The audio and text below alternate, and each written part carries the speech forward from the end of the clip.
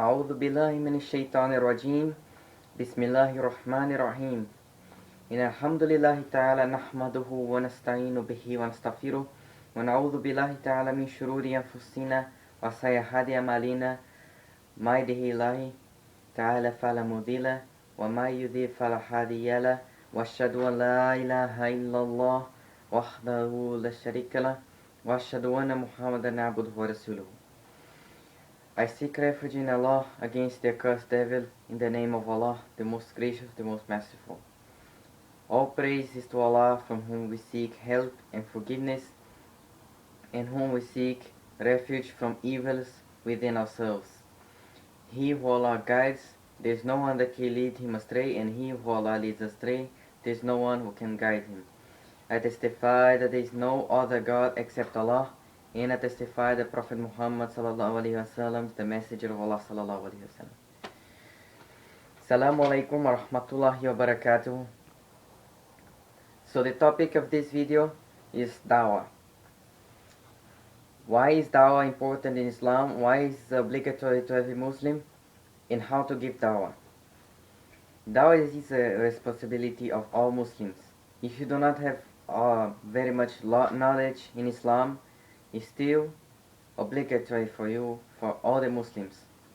As in the Quran, in Surah Nahl, in Ayah 125 says, invite in the way of your Lord to Islam with wisdom and fair preaching, and argue with them in the way that is better. Truly, your Lord knows best who has gone astray from his path, and who is best aware of those who are guided. In Quran, Surah Al-Imran, Ayah 104 says, let there arise out of you a group of people inviting, so that it's good in joining Al-Ma'ruf, which is Tawheed, La ilaha illallah, and forbidding Al-Munkar, Shirk. And it is they who are successful. And when you give in Dawah, do not hide knowledge.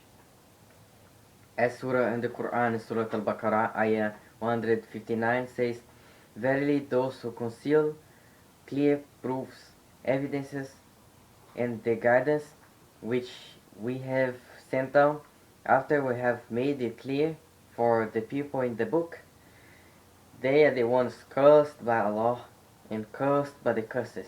So do not hide your knowledge. If you know something important, make sure you say. Preach Islam. Like in Quran, Surah Al-Fusilat, Ayah 33 says, and who is better in speech than he who says, my Lord is Allah, believe in his oneness, and then stand straight, acts upon his order, and invites men to Allah subhanahu wa ta'ala in the Islamic monotheism and those righteous deeds, and say, I am one of the Muslims. It is a hadith by Bukhari and Muslim which says, with regards to the reward, the Prophet sallallahu alaihi wasallam said, whoever guides another to good deed, we get a reward similar to the one who performs it.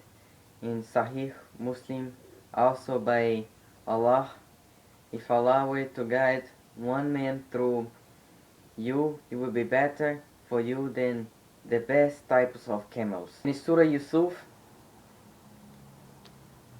in Ayah 108, it says, say, O Muhammad sallallahu alaihi wasallam, this is my way, I call to Allah subhanahu wa ta'ala, a testification that there is no one has the right to be worshipped except Allah alone, with no partner. Upon certain knowledge, I and those who follow me, I declare Allah is free and far removed from all the associate as partners with him. And I am free of those who are worshipping anything else along with him. So how to give dawah? Do not lie about Islam. Do not say any lie, just say the truth. Because sometimes all they need to hear is the truth and they'll accept it. Do not lie about Islam. Tell them the truth about Islam and show to them the miracles and the Quran. tell them what we believe in and why.